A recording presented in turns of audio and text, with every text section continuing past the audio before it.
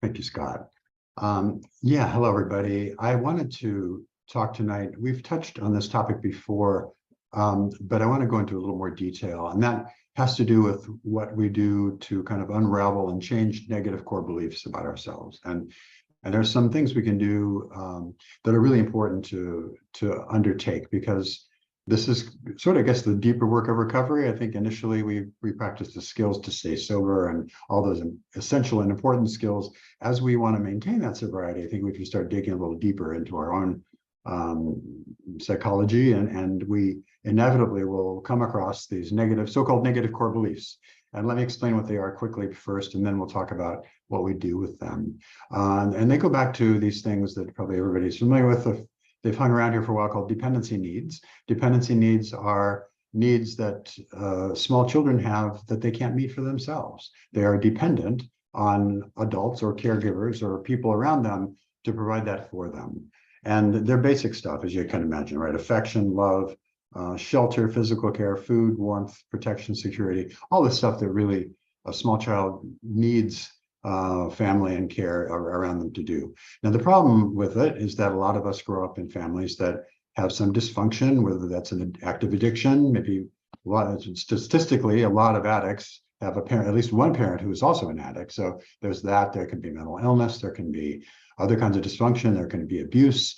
So there's a lot of things. There can be neglect. A lot of things can really interrupt with the healthy formation or the meeting of these dependency needs for kids. And if they're met, if it's all kind of warm and fuzzy, great. You know, we have a better adjusted adult. Unfortunately, though, for those of us who have those dependency needs met inconsistently or not at all, there's some other things that can start to happen. You know, kids are not wired to basically say, well, this is stupid, you know, I need this or I need that. If they're not getting it, if they're not getting shelter, love, attention, whatever, they start to think there must be something wrong with me. And this plants the seed, a lifelong seed, by the way, of these beliefs that really can undermine us down the road. And so that's why it's essential really to start to figure these out.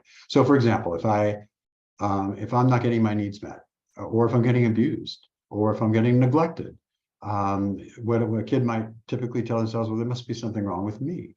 I must be unlovable. I must be unworthy. I must be somehow flawed. I must be, you know, I must be all these negative things. And that becomes kind of hardwired in the brain of the kid. And the tricky thing about any core belief, by the way, we can have positive core beliefs too. The world is a fabulous place. It's safe and it's wonderful. And hopefully we have more of those than the negative. But most of us, at least until we get in recovery, have a lot of negative beliefs. And the problem with that is they go underground. They become like software. They operate in the background kind of silently. We don't even know why our moods are screwy, or why we have a reaction to a certain person, or why when we don't get a certain, you know, attention from a clerk, you know, this stuff can spill over into these things because these core beliefs about ourselves are at work.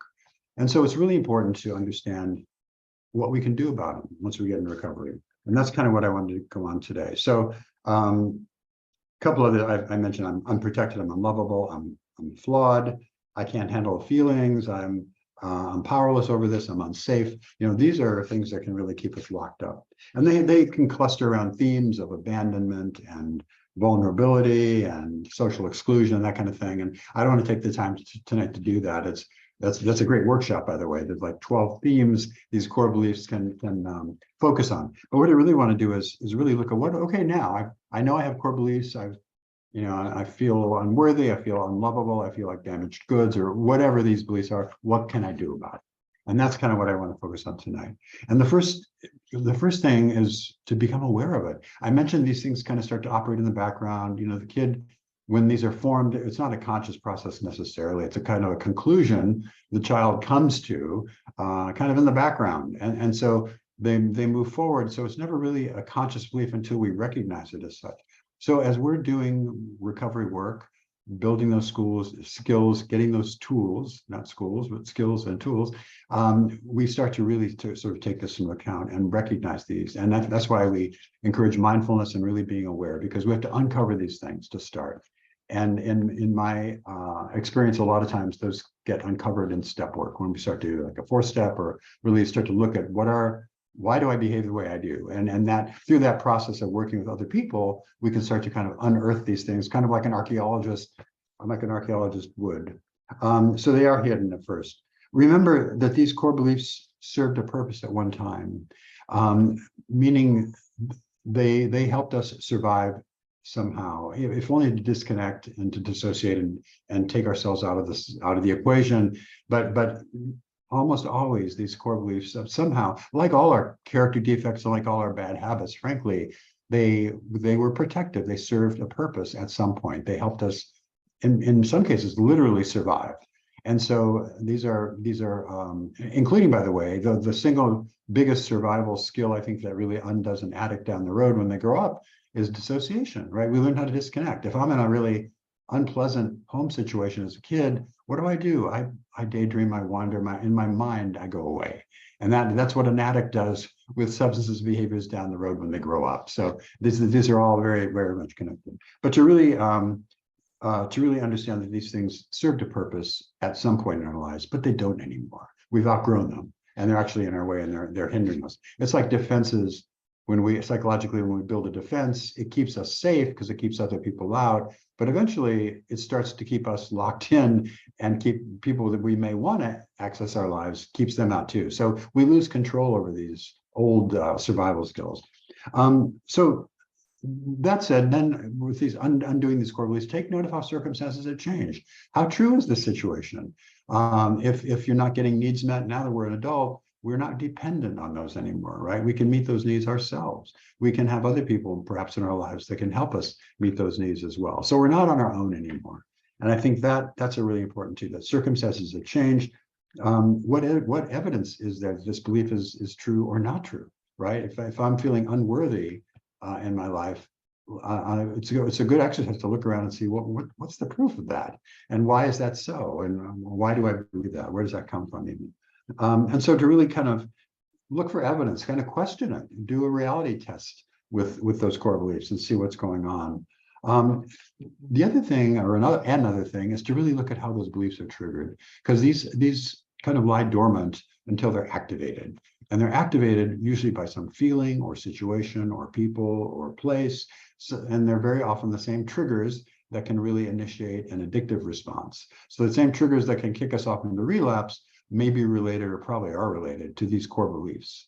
And so it's really important to understand, how do these fit into my life? You know, what feeling, if there's a specific, maybe loneliness. Maybe if I'm feeling lonely, that triggers this thing like I'm unlovable, and that triggers this whole other cascade of addictive behaviors. So to really understand the spark that starts these things, and usually an emotion, to really understand that and find other ways to deal with that instead of just succumbing to this core belief that I'm unworthy and unlovable. So really kind of observe how that's a direct reaction from old feelings.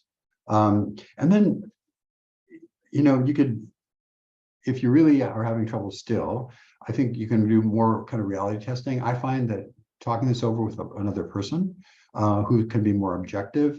Once we have this kind of dialogue in our minds, it's hard to get objective sometimes, but I think if we drag it into the sunlight and have a conversation with someone else, we can really start to do this back and forth and be questions like, well, what about this or what about that? Is that really true with that circumstance, and so on.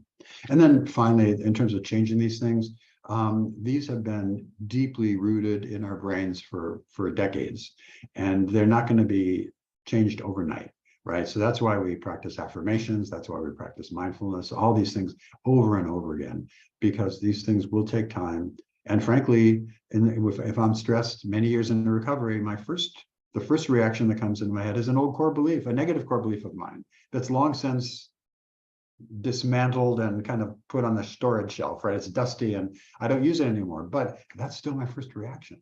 But now I just know enough to go to plan B. So I think also expecting what to expect in recovery. And it may be that these old patterns are going to be with us forever. It's just we don't have to pay attention to them. We just go right into the next thing because we know that's old and kind of an old relic that no longer serves us. So I think with that, I'll give it a stop. Thanks, Scott. Stop there. Thank you, David. Type your questions into the Q&A feature. We'll get to as many as we can today. I see we've got one in there already, but I've got a couple questions for you, David. negative core beliefs, I often refer to shame tapes, like the little tapes in my head that tell me I'm not good enough and I'm not allowed to have feeling. We're talking about the same thing here, right? Yeah, yeah. Okay. And is I'm working with a lot of people, but a couple of them right now, I'll have them do an assignment about why they need to quit pornography or something. And they'll write a really wonderful page about all the bad things that pornography is creating in their life. And then I get a half a page of them being a victim to justify their use of pornography. That's not what I asked for. But that's where they are. They're very early in recovery. They're still feeling like victims. Is this part of a negative core belief to always feel like you're the victim? Or is that their denial, or is it both? I'm curious what your thoughts are on that. Yeah, so when we get into that idea of victimhood, and which is a common reaction, of course, in addiction, that often goes hand in hand with certain core beliefs that, oh, there's something wrong with me. And in a way, we've talked before about how a lot of sex and porn addicts have narcissistic tendencies, and that victimhood thing or is just kind of that on its head. It's the reverse of that. It's like, I'm so bad, poor me, nothing works my way. So it's I'm the saddest person in the room, right? As opposed to the most wonderful person in the room. So yeah, and that has to do directly with self-concept. And I think when we see that, as you mentioned, in early recovery, that's kind of where they go. That's because I think there's still those core beliefs are still very active and kind of prominent, and that it kind of leads them to that conclusion that, well, poor me, and so I don't have anything. I have no agency in this thing. I have no power or responsibility. Of course, that's an incredibly important thing to start to own in recovery. But I think, yeah, it's how it goes with that, hand in hand with those same things. Yeah, I always think of the AA saying, pour me a drink. That's right. And yeah, it applies to sex and porn addiction as well. Where does PTSD figure into this equation? Great question. In terms of negative core beliefs and acting and reacting on the old negative core beliefs. So anytime there's trauma involved, and that's very often with addiction, trauma by definition is kind of an inability of our brain to process an event. Normally when we experience something, the brain kind of deconstructs it and files things away in different memory compartments and things like that. And then we remember the incident, but we no longer have the emotional reaction when we think about it or are reminded of it. Unlike PTSD, where it's still kind of a live event. It could have happened 40 years ago, but when I hear about it or see somebody that reminds me of a person or a situation or a smell or whatever triggers it, it comes alive as if it's happening right now. And I think that, so in many ways, PTSD represents kind of this frozen, unresolved trauma, if you will. And that also is what core beliefs do. And so PTSD can kind of keep these core beliefs locked in place, if you will, because it freezes the whole system. So it locks everything in place. So that moving beyond growth is kind of impossible because you're stuck and you can't move past it. And so that's why trauma therapy is really important. And I'll say this again, trauma therapy with time. We had a former client, now friend, been around forever, a lot of sobriety. In a meeting last night, I was talking about doing trauma therapy. He was assaulted earlier this year and rightfully needed trauma therapy, but he, big mistake, I think, tried the microdosing of psilocybin for trauma therapy, relapsed big time. So I think, we just have to be really careful about trauma therapy, not doing it too soon, how we do it, and so on. But to get back to your original point, PTSD is like this, represents like this frozen system that's not going anywhere until we do it with it, work with it, and move it on. Yeah, and just for the record, since you mentioned microdosing, they had I think it was 60 Minutes or something. They had a whole thing on mic, and I'm sorry, I wanted to pick up my TV and throw it out the window because I don't know anybody who has benefited from it. And I know a lot of people have tried it and the experiences have been uniformly bad. So whoever is out there saying, oh, this is a good thing, I don't That's know it. who they are or where they're getting their information, but please don't do this. That's my personal plea. David, feel free to comment. No, I have great hesitation about it. The addict in me says, "Oh, kind of like legitimate psilocybin. That's interesting." Yeah. But no, and I saw that 60 Minutes as well. And from a theoretical research perspective, it's intriguing to me. However, I just have seen it also, and it's more on the West Coast than the East Coast, but there's a lot of interest in it right now, and I think it has potential. I honestly do, but I think right now we are in the early days, and frankly, I think anybody who's in recovery has no business going there right now. I might change that opinion in a couple of years, but right now, I've seen only, like you, I've not seen good results at all. Yeah. In fact, quite the opposite. Yeah, ditto. I've just seen way too many, just seen it go south way too many times. You mentioned affirmations.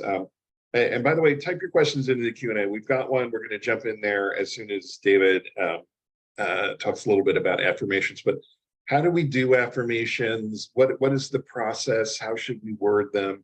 Do we pick one negative core belief to work on at a time? How does this work for people who don't know? Sure. So remember, an affirmation is an aspirational statement, right? So it's used, the format is an I am. So it's a present tense statement. So we say something as if it were already true. And it may be something usually is something I want to be, or I want to have more of, or I want to feel more of. And I express it as if it's already true. And it kind of helps our mind visualize it and kind of become accustomed to it. The best way to do affirmations is, I think, really to pick one or two at a time. And I do like the idea of corresponding them with a negative core belief. So maybe if mine is I'm unworthy, maybe there's an affirmation that, I am lovable, or whatever it would be that fits the person. And I recommend writing it down and putting it on a Post-it note, or where you, by your monitor in your computer, on your bathroom mirror, just somewhere where you see it and you notice it every day. And you kind of just internalize it. I like also speaking it out loud a couple of times a day, and it takes time. Habits change relatively quickly, but we're talking 30 and 40 days at least of routine practice. So people get discouraged, I think, because they do it a couple of times and nothing changed. So I would really encourage people to do it over time and consistently. And I think Scott, you've mentioned this. I think it was you, and I've really kind of thought about this and modeled a little bit of my own behavior on it. It's just kind of always have one in the works, right? You always work on an affirmation, keep it going. And I think it's a brilliant idea because it keeps it fresh. And I think I'm old enough. I don't know if you are not, Scott, but remember Stuart Smalley? Okay. Younger people don't know who the heck Stuart Smalley is. Yeah, but for those of you who remember Saturday Night Live, Stuart Smalley, they spoofed, it must have been in the 90s, affirmations, I'm good enough and smart enough and people really like me. And it just was hysterical, but it really ridiculed the idea of affirmations for a whole generation, unfortunately, because they really do work. So anyway, but using it over time, focusing on a couple, I think is really useful. Yeah. I mean, my personal experience with affirmations, and I do them on a regular basis, is I will pick either a negative core belief or, some type of shame or just a character defect that I'm working on. And it's a month-long process. If my core belief is I'm unlovable, I'll have 3 positive affirmations. I am lovable, I'm perfect as I am, and, whatever. And I'll read them to myself, looking in the mirror 3 times a day. Or you can do it on a Zoom meeting, just a solo Zoom meeting. You can sit there and talk to yourself. But you need to be able to see yourself and look yourself in the eye when you do it, or at least that's my experience. The first 10 days, I always feel like a fraud. The second 10 days, I feel like an idiot. The third 10 days, I start to actually believe it. And at the end of a month, it's, these negative core beliefs have lost some power. They never go away. These are hardwired into my brain, and they are always my first thought. David said earlier, that's my first thought, even when I know they're a lie, and I just kind of go, yeah, it's still there. Okay, thanks. And remind myself these negative core beliefs are not particularly true. But it's easier to do when I've worked on them with affirmations and reality checks and all the other things that David suggested. And thank you for pointing out the eye contact idea, because I think looking yourself in the mirror, we, in a group in the office in LA, we'd often do affirmations as a way of checking in. And a lot of times over time, people were just kind of reading out of their book, looking down. And so what I've asked people to do is kind of put it into their short-term memory and look up and make eye contact with the guys in the room and then say it. And we've had the experience, not uncommonly, where people look up and they're affirmed by the group. The group will respond, yes, you are, or that's true. And I've had people burst into tears because it's a powerful exchange of information right there when you're declaring something and making eye contact with it instead of looking down as if in shame, but really putting your head up and saying something and getting a reaction from other people. It's powerful, really powerful. Yeah, I agree. And doing it, I find the hardest person to look in the eye and say these things to is myself usually. Of course. Yeah. But yeah, start with other people if you have to, and then work up to yourself, because I'm the one I need to convince. Okay, let's jump into the Q&A feature. Type your questions into the Q&A. We'll get to as many as we can. We just have a couple right now, so please give us some more. One of the important aspects of recovery is helping others. I think as a child and adult, I got the idea from experience and in work that if I'm helping someone, I will just get taken advantage of, especially if there is nothing in it for me. How do I work on this belief? Thanks for this meeting. This is a great question. I was reading it again real quick. Yeah, so, and it's so pertinent to the topic here. So yeah, and these are core beliefs. I'm sure there's a story in your own life behind this belief, a situational one that comes from, and no doubt with some fact. And so I think it's important to really sort of, first of all, understand what that belief is, what your reaction to it has been. One of the things I didn't talk about tonight is that very often when we have these core beliefs, there's a corresponding behavioral decision that goes with it. So if I'm, and I'm making this up for this in this regard to this question, but if I'm feeling, say, unlovable, maybe I have to, I decide, well, I have to work extra hard to make people love me. So I'm going to do everything for everybody, right? I'm going to take care of you all the time and kind of lose sight of my own needs. And so I think there's different ways we can react. These are these behavioral decisions. Other people might say, if I'm feeling unworthy, I'm not even going to try. I'm just going to give up. So we have different ways of responding to these things. In this particular situation, if I'm doing stuff with this fear of being taken advantage of, there may be some historical reality to that. But I think to really look at boundaries, look at interaction, look at where this might have come from, and more importantly, what you can do about it to not feel that you're taken advantage of. You know, we can really, it's up to us to take responsibility for these things, to set boundaries. Remember, boundaries are protect us. And so to really understand what's going on here. Usually if I see something like this, it's really, I'm trying to work extra hard or prove myself or get that validation that I am indeed lovable, because part of me may not believe that inside. And so I think that drive, then we maybe overdo, we get too involved, we make mistakes, we do things in relationships that probably aren't the healthiest thing. So I think to understand where that's coming from, and to understand that you can do things that are going to create safety for you without having to overdo it or get overly involved in other people. Yeah.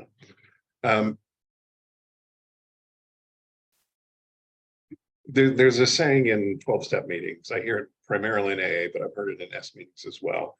If you want to develop self-esteem, behave in esteemable ways. And one of the ways that we can develop self-esteem is to be of service, to give of ourselves. But the trick with that I have learned is, I don't expect you to say thank you. I don't expect a pat on the back. I am a service to others for myself. And it's a selfish way of looking at being of service, but I'm of service to others because it helps me with my life and my recovery. It gets me out of my head. You know, I get so many benefits from it that I no longer worry about being taken advantage of. Although I do set boundaries, as if I'm sponsoring, which I don't do anymore because I just don't have time. But I was like, I'm not your driver. I'm not your ATM. I have some boundaries here. When we have meetings, you will show up on time. If you're consistently not on time, I'm not your sponsor anymore. Things like that. But yeah. Do you have anything to add to that? Because I have another related question, David. Yeah, I think these boundaries are important, and I think that we have choice, right? I don't know what the drive is to do something if there's nothing in it for me. Now, I think I love the idea of service, and I love the idea of anonymous service too, where it kind of protects us, and it's purer, I think, somehow, because we're not getting necessarily the validation and all that. But I think it's up to us really to not do things in a way that sets ourselves up to feel taken advantage of or exploited or vulnerable or anything else, right? We're the ones that have to do that. Other people can't do that. And so I think we have to choose and choose carefully. And Scott, forgive me, I'm going to divert for a moment here because I thought about doing this before, and it came up when we were talking about that victim mentality, which is tangentially related to this, I think. But there's that, well, it goes by different names, Cartman triangle, power triangle, and so on. But I love the conceptualization of this idea. It's three different roles, including one being a victim. But it helps clarify, I think, in that sometimes we rescue, we show up for people and rescue them, even whether they want to be rescued or not. Some people do, some people don't. But there we are. We're doing, we're going the extra mile and doing something for somebody. And then we aren't getting the validation we want. We're not getting recognized as much as we want. And we start to feel taken advantage of. And then we start to feel like a victim because we did all these things for all these people, and now nobody's really recognizing or whatever. And then the third phase of that is in the model, it's called the persecutor, where we get angry. We sort of take it out on that person. And so it's this like vicious circle that goes around. So I just thought that might be helpful to kind of illuminate some of the dynamics that might be going on here in the background. But anyway, yeah, that's what I want to say about that. Go ahead with your other. Hi, Blue. You want to say hi to everybody? Hey. So it's kind of the opposite of this. I don't really have that reaction when helping others, but I do have that reaction when somebody reaches out to help me. When somebody offers help or offers something to me, I immediately think I am about to get taken for a ride. And I know where this comes from. I've done the therapy. I know the trauma. But my first reaction is still, oh my God, they want something and this is not going to go well for me. Don't trust it. Do you see that? And is it the kind of the same thing and how we deal with it? I do. And I think that's also, it's all about beliefs and expectations, right? In that case, you're predicting, no doubt, on there's some backstory there. Oh yeah, absolutely. Yeah. So that's based kind of on reality and fact. But I think what would be useful is to really examine, okay, what can I do in this situation, right? So I not close the door on anybody, but to really evaluate and know that I'm a grown-up, I can take care of myself and I can set limits and boundaries and all the things you just mentioned, and to kind of protect myself. And I think that's the difference. A dependent kid doesn't have all those protective devices, but we do as an adults. And that's another reason why these negative core beliefs are they're kind of outdated, because they're based on the reality of a 6-year-old and the skills that person has. But we have many more at our fingertips. So we have a lot more options to do. But I think, yeah, that fear, it's certainly a belief about the world, right? It's like, this is going to happen if this interaction goes forward, and then to react accordingly. But yeah, the same pond of stuff here that we're talking about for sure. Yeah, I mean, my trauma was the bait and switch. It was like, oh, well, if you run errands with mommy, or, there was no mention of errands. It would be like, do you want to go to McDonald's for lunch? But what it really was, do you want to run errands with mommy for 9 hours and actually forget about going to McDonald's? So 9 boring, this was the story of my childhood, bait and switch. And, promises were never kept. And even today, I have PTSD around this. I mean, if somebody promises something and doesn't follow through, I'm right back in it. I'm a 6-year-old and I know that.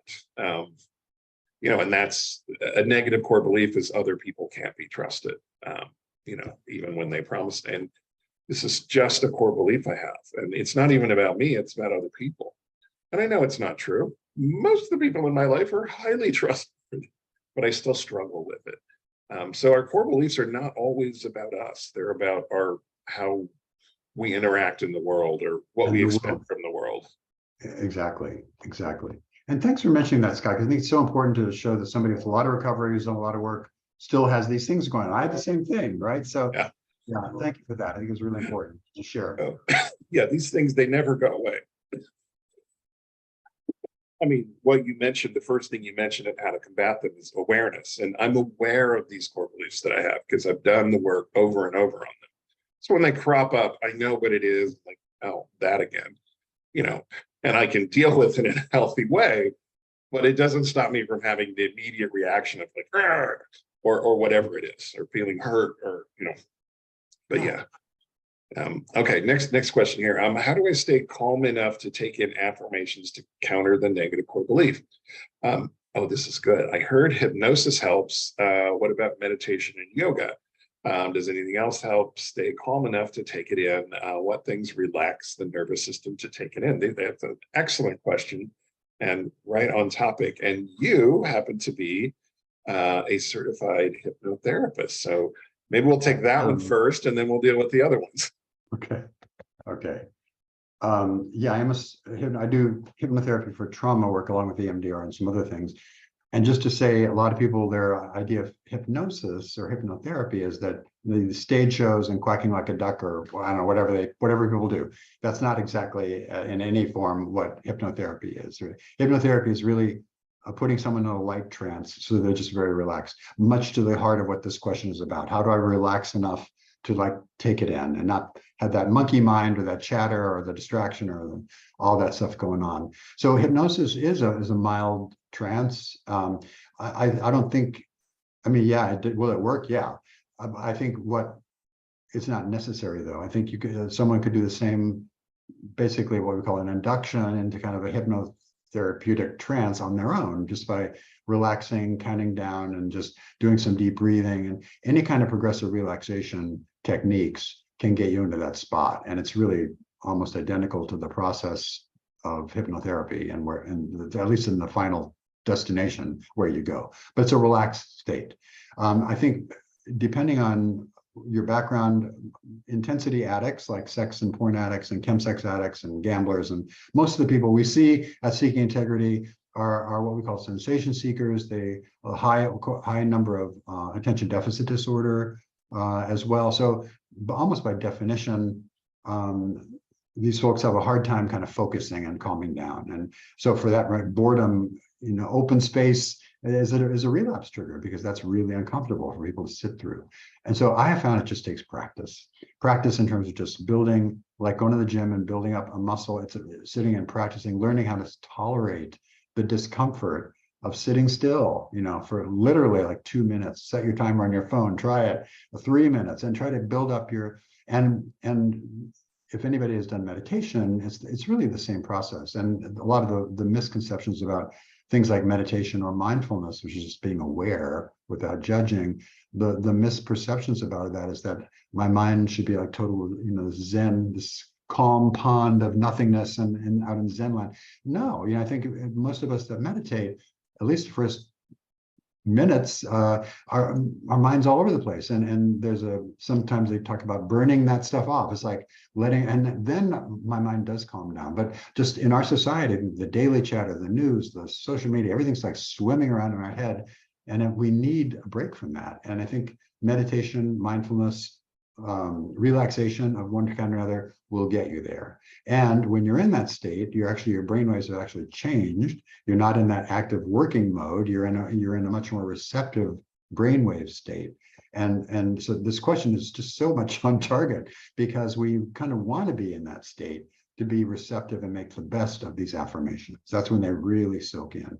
If if our mind is going a mile a minute and we're thinking about 9 different things and not really being able to focus on the affirmation, the benefit is going to be minimal, clearly. But if we can practice, and it's a skill, it's not anything we're born with or not, other people can do it, but I can't. It's a matter of just learning how to do it, learning how to sit still and focus. And we can do it. And ADHD can slow you down some, but everybody can ultimately get there. And I think that's a critical kind of it's a mindset to be in before you start working on these things. And I totally get this question. How do I stay calm enough to take in the affirmations? I think I told you earlier, the first 10 days I'm doing a set of affirmations, I feel like a total fraud. I'm like, oh, that is such a lie. It's just, that's my first 10 days. The second 10 days, I feel kind of silly. And then at the end, when it starts to get a little boring, that's when they can kind of sink in. And they sort of sink in when I'm almost not paying attention to them because I've been doing them for 3 weeks already. So I don't know why that is, but that's the way I'm wired. It sounds like you're wired pretty similarly. I mean, I've never been able to meditate on my own, but in a group or with the guided meditation, I'm fine. I actually really enjoy that. I don't know why the group setting relaxes me in a way that I can't get there on my own. A couple other things I do. I do a gratitude list. I do a gratitude list every day, but I find a gratitude list, just 10 things I'm truly grateful for at this moment is calming. It occupies my mind in a healthy way, puts me in a better mindset, helps me understand that life isn't as bad as I often think it is. And then the other one, and you mentioned breath work, but specifically for me, what works is 4-7-8 breathing. And that's a technique. Yeah, talk about some grounding techniques, and that's a great one. Yeah. Yeah. Breathe in for count of 4, hold for 7, breathe out for 8. Do that 3 times. Your blood pressure drops. It's, and I think there's, there's a David can explain the physiology better, but having an out breath that's longer than the in breath seems to calm you. But I also think the distraction in your mind of counting to 4 and then 7 and then 8 and trying to time the breath right, it gets us out of our negative mindset and opens us up in a way that we can maybe take in an affirmation that we couldn't take in otherwise. So in that vein, I'll just add to that the idea of grounding. Most of the time I think we're kind of, for all the distractions in our society and the busyness, we're kind of operating at this kind of frantic level a lot of times in our brain, in our minds at least. And so this idea of grounding, which literally means if you picture it literally like reconnecting with the earth, just kind of being grounded again. And we can do that with breath, different breathing techniques. 4-7-8 is a beautiful one. We've talked here before about like the 5 senses grounding techniques, 5 things I can see, 4 things I can hear, 3 things I can do, so on. Just it's starting to plug into your sensual awareness. Anything like that, it does kind of bring you down and reconnect. And that's a really nice, almost essential place to be in, to have these things really have the most effectiveness, for sure. Yeah, pop some more questions into the Q&A. We have one left, but we also have like 20 minutes. So we're going to need more than this one. Should partners use positive affirmations with each other? Another great question. Wow. I think it's great. I think it's very valuable. And I would do it a couple of ways. One is we mentioned before about being kind of witnessed in the affirmation. If I say it, make an eye contact and look at you, and it's received there's a contact back and forth.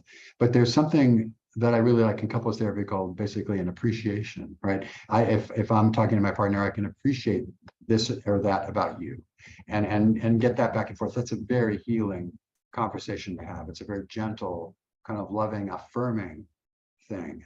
And I think it's a great way it's a great thing actually to build into a check-in. It's a great way to just communicate. But I think in that sense, those appreciations are important. Affirmations also, I think that if they're, remember, they're aspirational statements of things that we would like to see. And so it provides kind of a direction. It puts it out in the air.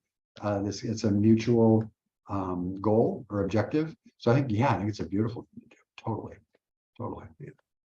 So, we've talked about how I affirm myself, but if I was affirming you, let's say you're the addict, would I say something like, I see you working your recovery.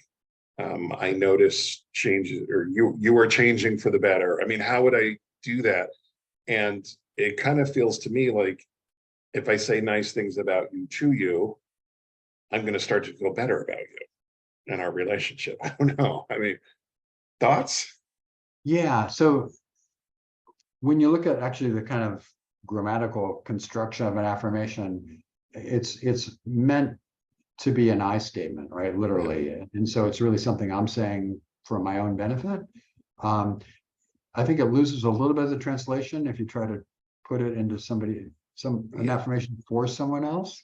I think we can affirm someone else's affirmation, but that's why I like more the idea of appreciations about someone, because it's really not so much an affirmation per se, literally, which is kind of, it's a little awkward. I think you lose the punch somehow if you're doing it to somebody else, but I think it's very powerful if it's more of appreciation, and it's I more appreciate the effort. I appreciate the effort I see you putting into your recovery here.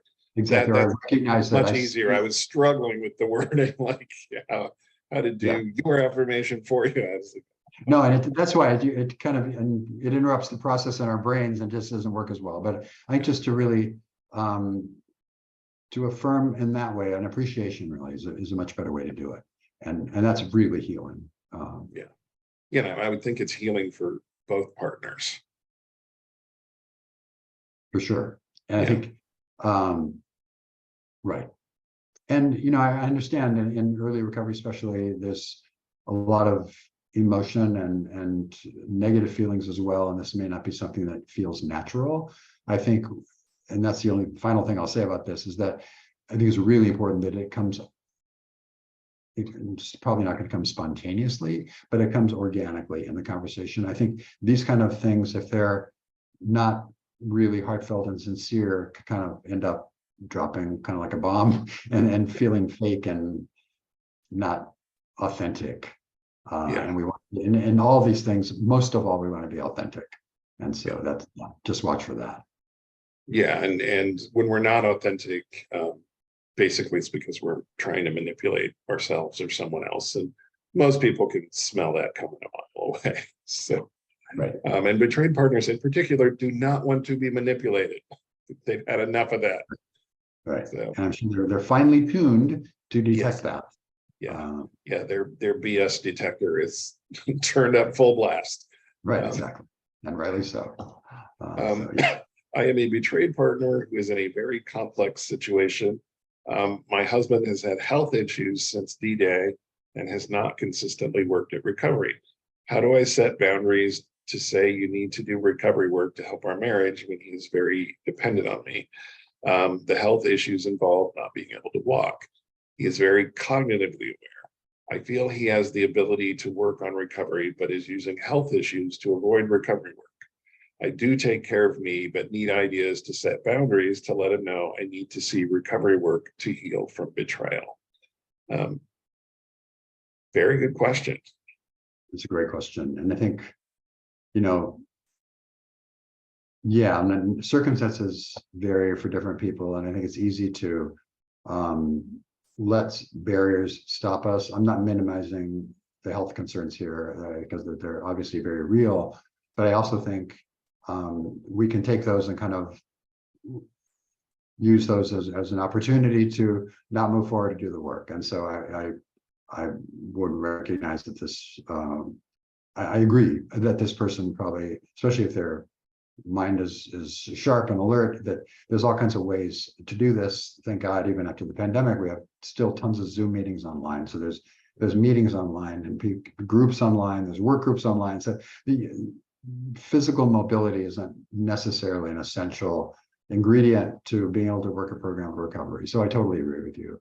I think to lay some of that out, what are the exact expectations that would make you feel safer, you feel better? I think just it sounds like any kind of focused work on the program. It's a tough rhythm there too. If after disclosure to not kind of pick it up with the momentum that usually creates, right, in the recovery process. But I think the kind of boundary I would, if this is now to the person that posed the question, I hope you have a CSAT or a therapist yourself. I would work with them to determine, because they have a much better knowledge of your specific situation and what is reasonable and maybe what's not. But I think it's totally reasonable for you for the idea of these boundaries, and the idea of the boundaries would be some kind of increased involvement in recovery activities, and that's not unreasonable, I think, by any means. And that may or may not involve more interaction with you, check-ins, that kind of thing. But I think that's also very useful, kind of in the spirit of what we've talked about tonight, in terms of the communication, the affirmations, the appreciations, if it's relevant. So to really include that as well. But I think the specifics probably might be best drawn up with your CSAT. But I agree that you have a right to these boundaries and a right to maybe use your influence if you can to get the recovery kind of back on track here, because it sounds like it might have stalled because of these physical issues. Scott, what do you think? Well, I don't think it's stalled because of the physical issues. I think it's stalled because he's using the physical issues as an excuse. Yeah. I mean, and I know that's what you meant, but I mean, Yeah. it's like the physical issues are, I mean, look, I've seen guys in wheelchairs act out relentlessly.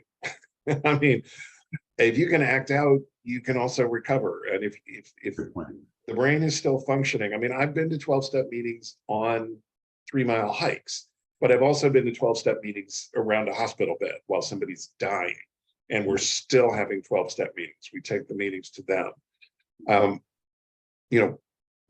Recovery has to be a priority, more of a priority, or at least as much of a priority as acting out was. And, I acted out every day for several hours a day. Surely I can come up with an hour a day to devote to my recovery. So I understand your frustration as a betrayed partner. I mean, you sound like you're being very giving and caring and loving, and, you're taking care of him because he's physically dependent on you. But yeah, I agree with you. If he's cognitively aware, he can work his recovery.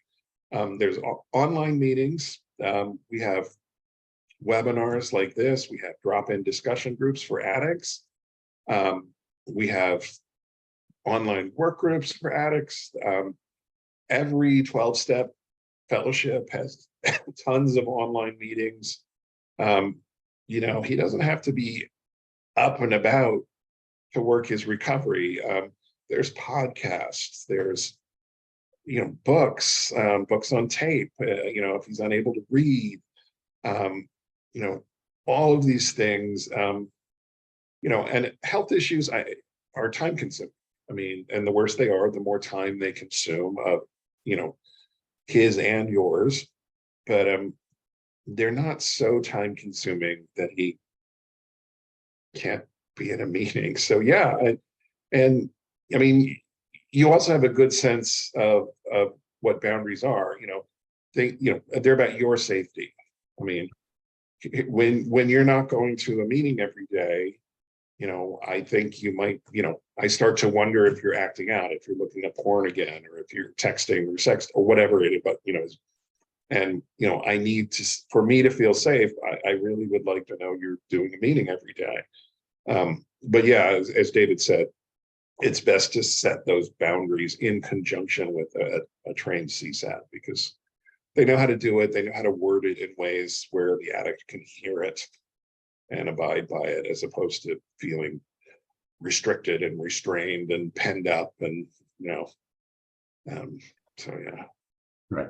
One thought I had here too, anytime we see like somebody being dependent on somebody else due to physical illness or for any reason, really, that's an extra sort of strain on the relationship, and that can set up its own kind of dynamics. So one idea I had was to maybe encourage this person, your husband, to branch out a little bit, start increasing. I know there's maybe mobility issues or walking issues, but maybe there's somebody else. Maybe there's a guy, a program buddy that he can start to also lean on a little bit in terms of maybe getting around or going to meetings, or so there's less focus and dependence on you.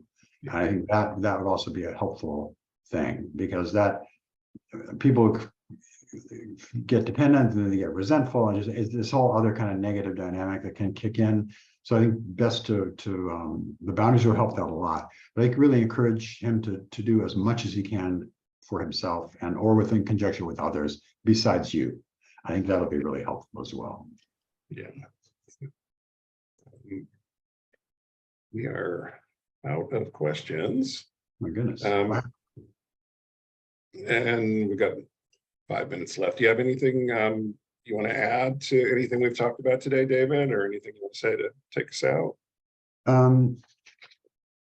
Yeah, I just, since we do have a few minutes, what I didn't talk about in the beginning were kind of how the themes around negative core beliefs, how they kind of cluster. I'll just maybe run down that list. Cool. Just for good information for people. You can cut the pie different ways, but I have 10 different ones here. But the first one is abandonment. You know, feeling like I'm unlovable, people are going to leave me, and everybody leaves me. I'm just, there's something about me that isn't lovable in some way. There's mistrust and abuse. People can't be trusted, right? Whether it's bait and switch or whether it's abuse or some kind caregiver who turn out to be, you know, an abuser of some kind. So this mistrust, these themes of mistrust in the world and of other people. Dependency belief, you know, I'm incompetent, I'm helpless, I can't do anything for myself, I'm useless. You know, that dependent, I need you to fix me, basically, is what that is, that dependency belief. Vulnerability, you know, the world is an unsafe place. And I'm not saying these are not irrational beliefs, right? All these core beliefs probably had some grain of truth to them in the world of that kid where this was experienced, but it's not relevant anymore. So the world is an unsafe place. Emotional deprivation, I'm unwanted, I'm unlovable, I'm not getting what I need from the world emotionally. Social exclusion, you know, I'm different, I'm unacceptable, I'm damaged goods, I'm, you know, I'm so different from everybody else. And that is a terrible mindset for an addict, because that's fuel, that's accelerant fuel to act out when we're feeling that way. We medicate that in a great way. Defectiveness, you know, I'm inferior, I'm unwanted, I'm damaged goods. You see there's a lot of overlap to some of these. Right. I'm a failure belief, I'm inadequate, I'm incompetent, I can't be trusted, I can't do anything right, I screw up everything, you know, that kind of belief. Subjugation, I have no value, you know, others, your needs are much more important than mine. I don't need anything, thank you very much, I'm fine. And so that idea of subjugation. And then one that's kind of the opposite, an entitlement, right? A negative core belief that's really, you know, I'm special, or more than that, I'm superior, I'm better than you. And so we can see that as well. And I would also consider that subjectively to the person, it's not a negative one, but it certainly functions in a negative way. So anyway, you can kind of get an idea of how these things cluster, what they're about, but more important, and why they're so important to deal with, because these will keep us locked in place. These keep our world, the same world that was the world of our childhood, that was kind of limited. And that's not, personally speaking, from my life, that's not where I want to spend the rest of my life, back in that place. So it's really good to understand that and have some tools to move beyond it. Yeah, and you know, if you're out there and you have not done work on identifying your negative core beliefs, I encourage you to do so, because knowing what they are is the first step in combating them. And until we combat them, we're stuck with them. I mean, you know, my negative core beliefs, I'm not allowed to have feelings. No one cares what my feelings are. You know, if you knew the real me, you would run away so fast, your head would spin. So I must hide the real me, and a few other ones. And, you know, boy, did they really held me back as a person. They held me back in relationships. They held me back in my career. They held me back in every aspect of life. They just kept me lonely and isolated and fed my addiction. You know, the addiction is all about self-soothing on my own because other people will never meet my needs. Other people can't be trusted. So, you know, I turned to alcohol or a substance, and this is the crux of addiction. But betrayed partners also have negative core beliefs that hold them back. So whether you're a partner or an addict or even a therapist listening in, if you haven't identified your negative core beliefs, I strongly recommend it and doing some work on it with affirmations, things like that. Really essential, for sure. All right. David, thank you. Thank you, everybody, for being here. Thank you for the good questions. We will be back next week. Any last words from you, David? I think not. Great discussion tonight. Thanks, Scott. All right. Thank you, everybody. We'll see you next week. All right. Take care. Bye-bye.